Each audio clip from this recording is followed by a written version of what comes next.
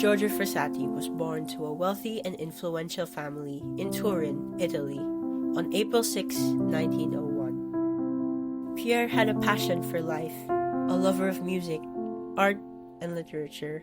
Often went to the theater, to the opera, and to the museums. He could quote whole passages of the poet Dante. He was also an avid mountain climber, and he was everyone's friend. But what he was best known for was his love for Christ and for the poor. At an early age, Pier developed a deep spiritual life. He went to daily mass and frequently invited his friends to join him. He often stayed up all night in Eucharistic adoration.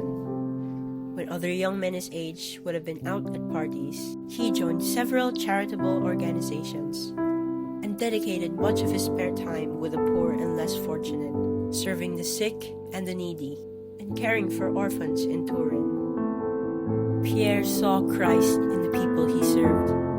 He once said, "Christ comes every day to visit me in the Holy Eucharist.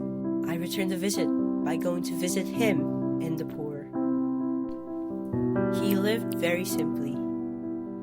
What little he had, he gave to the poor, often giving them his bus or train fare, and then running home in time for meals, or riding in a third-class train car.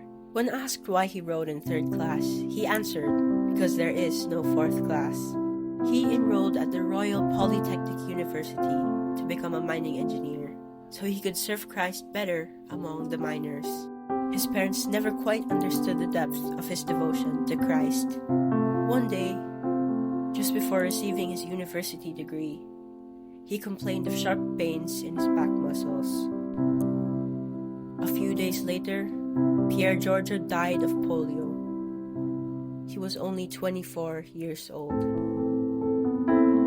His parents naturally expected Turin's elite and political figures, and many of their friends, to attend the funeral and offer their condolences. To their utter surprise, the streets were filled with thousands of mourners who were unknown to them, the poor and the needy that Pier had served.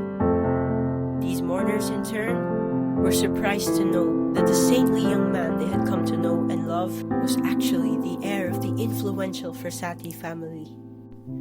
It was these same mourners who brought forth the cause for the canonization of Pier Giorgio Frassati. On May 20, 1990, Pope John Paul II beatified Pier, calling him the man of the 8 Beatitudes. He was canonized on September 7, 2025 by Pope Leo XIV, along with Carlo Acutis, at St. Peter's Square in Rome.